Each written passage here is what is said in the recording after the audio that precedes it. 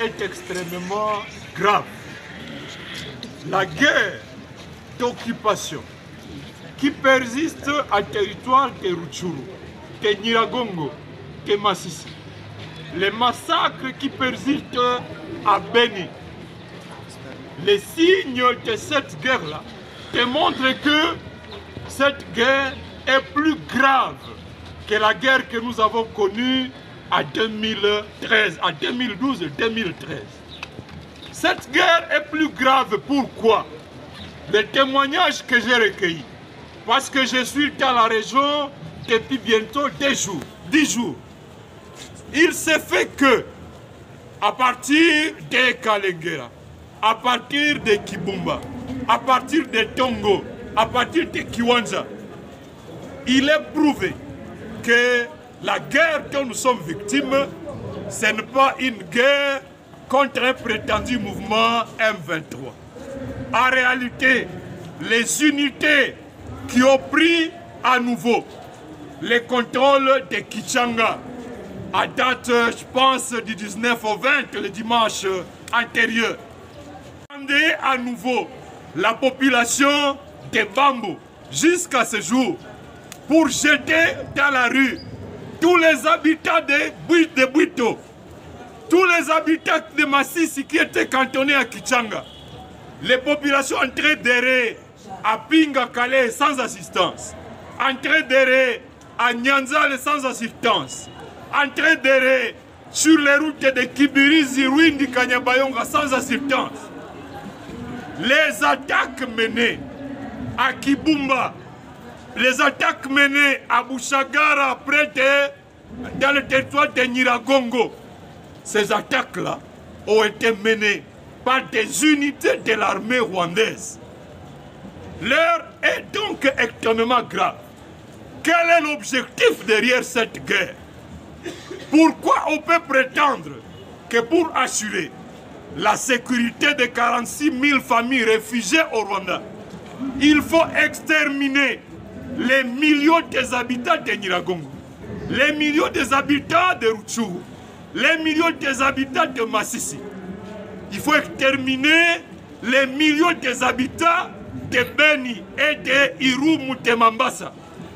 L'objectif, c'est la création de ce que l'ancien coordonnateur des experts des Nations Unies au Congo, M. Steve Hedge, en 2013, a dit l'objectif poursuivi par le Rwanda et l'Ouganda est de créer ce qu'ils appellent la République des volcans, ce qu'ils appellent l'État fédéral autonome de l'Est.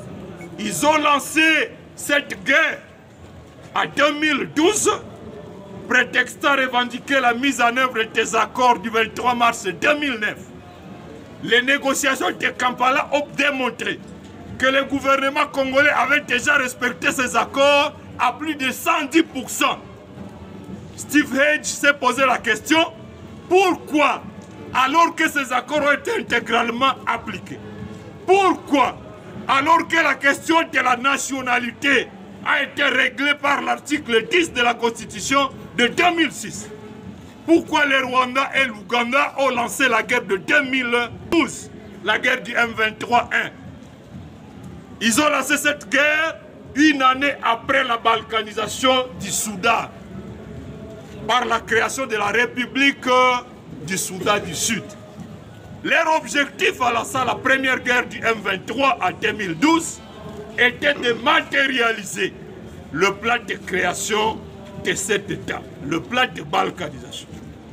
La guerre qui se fait aujourd'hui, vous avez suivi la déclaration de M.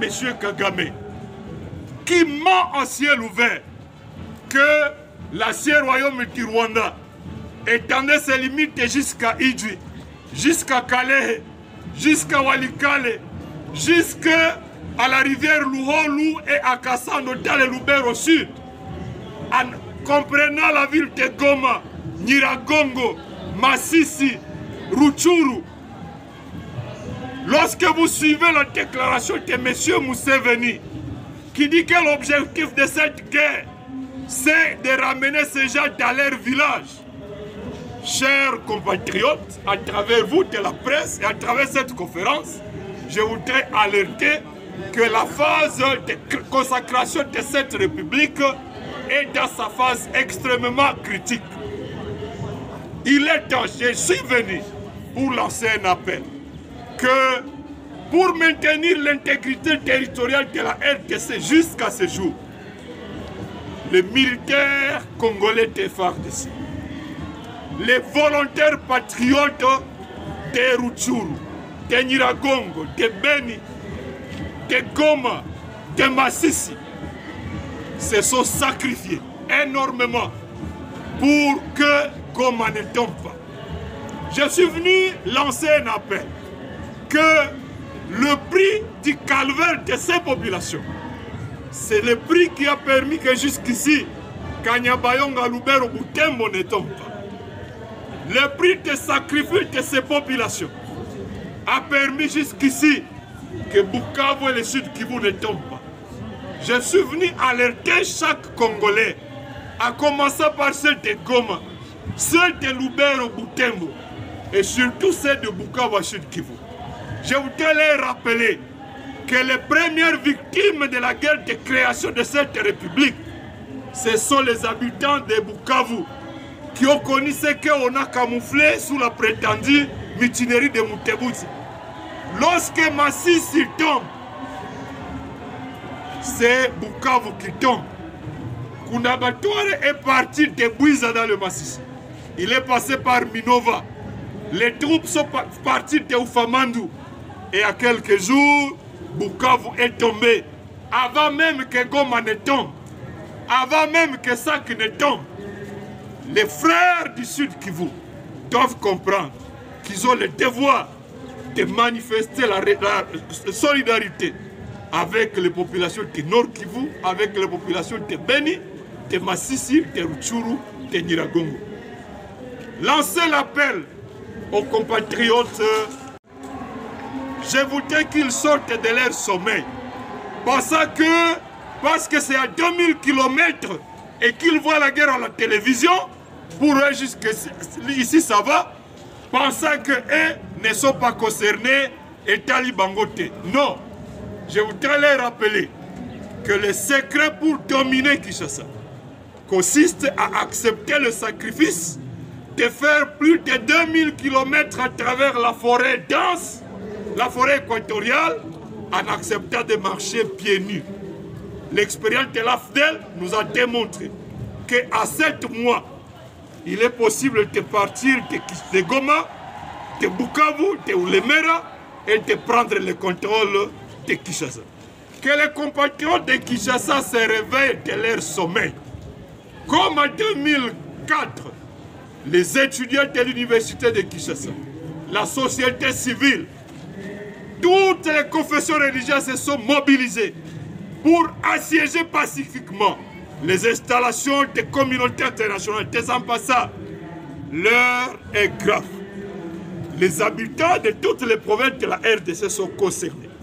Je suis venu pour alerter que nous avons un devoir, selon l'article 63 de la Constitution, qui stipule que tout Congolais a le devoir sacré de défendre l'intégrité territoriale lorsqu'elle est menacée.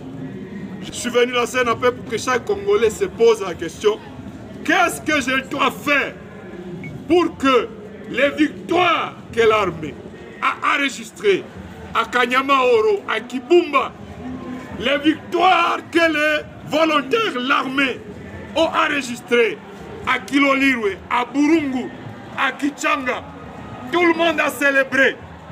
Mais lorsque les révoltes de la médaille arrivent, chacun voudrait critiquer l'armée.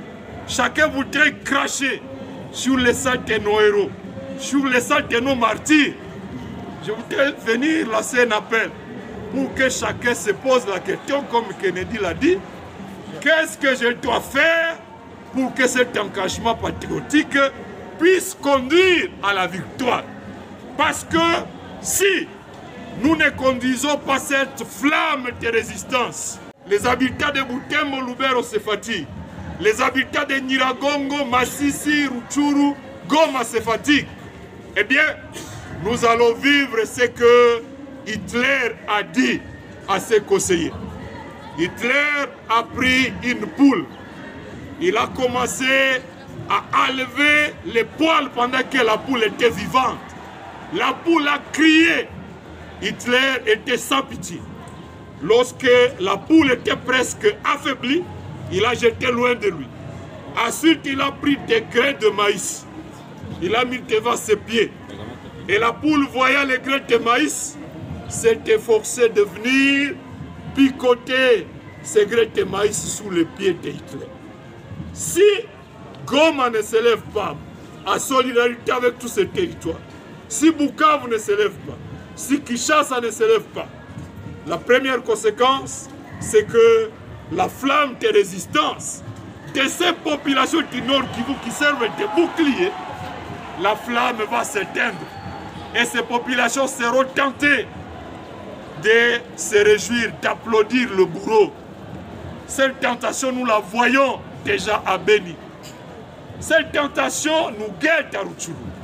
Il est temps. Le deuxième conseil que je suis venu lancer, d'abord à toutes les communautés ethniques du Nord Kivu. L'heure est grave. Il est temps de transcender toutes les suspicions, tous les rejets entre les membres des différentes tribus. J'invite les barzins intercommunautaires, j'invite les chefs, j'invite les prêtres, j'invite tous les pasteurs à faire une synergie pour organiser un dialogue de vérité et réconciliation. Si toutes les communautés du Nord Kivu ne se liguent pas ensemble pour résister contre la balkanisation qui est à sa phase finale, nous allons tous nous retrouver des réfugiés. Personne ne va passer par le lac parce que l'objectif, le plan de l'ennemi, en venant par la partie ouest de Nyiragongo, c'était de prendre Mugunga. En février, le plan de l'ennemi, c'était de balayer la route de Sake. Ni était la résistance, et si Goma était bloqué, des côtés de la frontière qui saigne, le Rwanda dispose ses armes. Mais du côté congolais, les frontières étaient poreuses. De l'autre, l'ennemi vient par Mouja, l'ennemi vient par Kibati. En bloquant la route de Sake, la seule issue qui nous était réservée dans le plan de l'ennemi, c'est d'aller comme des réfugiés au Rwanda. Et lorsque la République des volcans ou l'État autonome est proclamé ici, eh bien, nous allons nous retrouver comme des apatrides. C'est aujourd'hui ou jamais où il faut organiser la résistance. À part la cohésion, je lance un appel à ce que les habitants de toutes les provinces du Congo exercent des actions de pression contre le gouvernement, pour que le gouvernement quitte l'ambiguïté de ce que la communauté lui impose en parlant de solutions politiques. Cette solution est dangereuse. C'est la balkanisation. La feuille de route de Kigali du 28 octobre 2019 a convenu qu'il était prévu que l'on octroie à nouveau l'amnistie, l'intégration militaire et politique aux ex-combattants du M23. La lettre écrite le 12 février d'un montant de 1 334 000 $, dans le but, dit-il, de réaliser ce qu'ils ont convenu, l'intégration de 6 000 éléments de l'ex-M23. L'objectif, c'est de rajeunir tous ces éléments qui ont été intégrés dans l'armée, dans les services de sécurité, dans les institutions, à travers le brassage et le mixage. Et si cela est fait, les Congolais qui est à Kinshasa, qui est à Matadi, qui est à Bukavu, qui est à Tanganyika, dans tous les Congos, il sera affecté. Nous tous, comme un seul homme, nous devons mener des pressions pour que le gouvernement abandonne ce schéma criminel. Nous devons également manifester des actes de solidarité à l'endroit de tous ces martyrs de Rutshuru, des populations déplacées, démunies, qui sont partout errants, sans assistance. Si chaque Congolais s'est donné la discipline te donner par ménage $1 par mois pour venir assister les populations de Kanyaruchine, les déplacés de Pingakale, les populations qui sont à Kibirizi, les populations qui sont enfermées à Bambo, à Kichanga. Eh bien, ces populations-là pourraient être consolées. Si chacun pouvait donner sa contribution pour apporter assistance et réconfort aux familles des militaires qui sont engagés sur le front. Une contribution aux familles des volontaires patriotes. La flamme de résistance pourrait aller de l'avant. L'autre solution, je voudrais demander à tous ceux qui agissent dans la chaîne de déplumation des habitants de Goma qu'ils cessent. Je voudrais lancer une mise en garde sévère. Goma est asphyxié. La nourriture, depuis que le gouvernement avait ordonné la fermeture de la route Kibati-Rutshuru, les camions doivent contourner par l'Ouganda, par le Rwanda et venir par Gisenyi jusqu'à Goma. Le prix de transport d'un sac de maïs qui est de $6 par la route de Goma-Rutshuru est passé à $35. À ce jour, la nourriture que nous mangeons à Goma, la pomme de terre qui venait de Massissi, vient désormais de Nairobi, de la Tanzanie, du Malawi. La farine de manioc vient de la Tanzanie. Tous les aliments que nous mangeons, malgré ce calvaire, la chaîne des criminels, des ennemis de la République, commence dans la zone du M23, où par véhicule, le M23 fait payer $520 pour chaque camion Fuso d'au moins 12 tonnes. Vous calculez 50 camions Fuso par jour. Vous multipliez par 242 jours d'occupation de ces taxes. Et vous avez des millions et des millions. On peut comparer ces millions avec les millions que le gouvernement affecte aux opérations. C'est le jour et la nuit. Vous quittez la zone du M23. Vous arrivez dans la zone sous contrôle du gouvernement. Les camions Fuso payent $480. Vous arrivez à Saké. Les camions Fuso payent $190 à la province sous état de siège. Vous arrivez à Goma. Le maire de la ville de Goma, il fait payer pour chaque Fuso ce qu'il appelle taxe de stationnement, taxe de parking, alors qu'il n'y a aucun parking aménagé à Goma. $10 par Fuso. Il fait payer 250 francs sur chaque sac. Vous calculez 250 francs par 120 sacs. Vous trouvez $120 par Fuso. Plus 10, 130. La chaîne des ennemis qui veulent déplumer, arracher la dernière goutte de sang aux populations de Goma, va de la zone du M23 jusqu'à la mairie de Goma, en passant par la zone sous contrôle du gouvernement, en passant par les services EAD et autres à Saki. Nous devons nous lever pour dire non à cette guerre dans la guerre que nos propres compatriotes nous imposent. Comme si ça ne suffisait pas, le gouvernement a demandé que les pétroliers puissent revoir à la hausse le prix du litre de carburant à Goma, à Butembo et partout. Alors que les pétroliers demandaient qu'étant donné les calvaires de population de cette zone, le gouvernement puisse diminuer les impôts et taxes. Le gouvernement a choisi de nous arracher la dernière plume, la dernière goutte de sang. C'est criminel, c'est inacceptable. Comme si cela ne suffisait pas, toutes les régies financières, DGI, DGRA, DGDA, ont augmenté les taxes avec les opérateurs économiques dont les unités sont déjà en faillite parce qu'ils ne peuvent pas écouler à Massissi, à Nyiragongo, à Rutshuru, partout. C'est criminel. Les commerçants ont osé marcher, ils ont été réprimés dans le sang. Comme si ça ne suffisait pas, les roulages, au lieu d'aller faire la sécurité contre les 40 voleurs à Keshero, À Katoï, ils pourchassent les automobilistes. Ils pourchassent toute personne roulant en voiture à Goma. C'est criminel. Nous voulons demander que cette chaîne de criminalité cesse.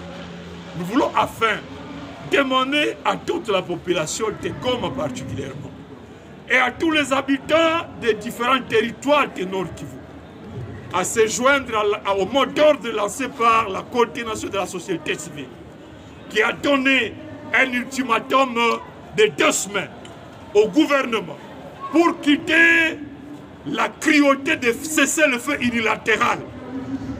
Lorsque les FARDC, lorsque les volontaires patriotes gagnent de victoire, l'EAC appelle au cessez-le-feu. Lorsque les M23 prend Kichanga, lorsque les M23 opèrent des massacres à Kishishi, endeuillent les populations à Bamou, lorsque la population attaque, les M23 attaquent à Kanyamahoro, les M23, l'EAC cessent, ne dit rien. Nous voulons que le gouvernement nous dise s'il est là pour assurer l'intégrité, défendre la souveraineté de la RDC, ou s'ils sont devenus des simples huissiers de l'EAC, des simples huissiers de la communauté internationale. Pour ce qui me concerne, je voudrais m'approprier les paroles d'un compatriote que j'ai trouvé à Sac. La cité de Sac, c'est le Cuba de la RDC. Ata ukuye nguvu, ukuye na nguvu sa États-Unis. Ata babakie watatu Musaki. Anasema, il versera la dernière goutte de son sang. Il ne permettra jamais que le Nord Kivu soit balkanisé.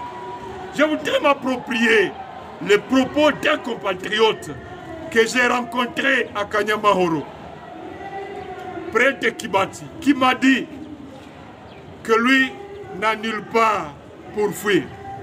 Les autres peuvent fuir le Nord Kivu. Les autres peuvent fuir ailleurs. Lui n'a que Munigi. Lui n'a que Nyiragongo. Lui n'a que les montagnes de Massissi. Lui n'a que Jomba. Il a l'obligation de défendre l'intégrité territoriale de la RDC. Je suis venu lancer cet appel pour que nous tous, nous disions le Nord Kivu, c'est le Cuba. Quelle que soit la force de la coalition, Ouganda, Kenya, Rwanda, Sud-Soudan et autres, quelle que soit la complicité de la MONUSCO, des États-Unis et autres, nous allons résister comme les Cubains. Et au bout des comptes, nous allons remporter la victoire sur le prix à payer pour assurer la grandeur du Congo. Comme Lumumba l'a dit, le Congo n'est pas trop grand pour ses enfants. Mais la grandeur du Congo exige de tout Congolais de montrer un caractère de grandeur, un caractère de dignité. Si nous ne luttons pas aujourd'hui ensemble, nous serons complètement déplumés. Et comme ils l'ont toujours dit, Watawatawara Kwasira, moi j'ai choisi d'être du côté de la résistance. C'est le message que j'ai choisi de faire passer à travers la conférence de ce jour.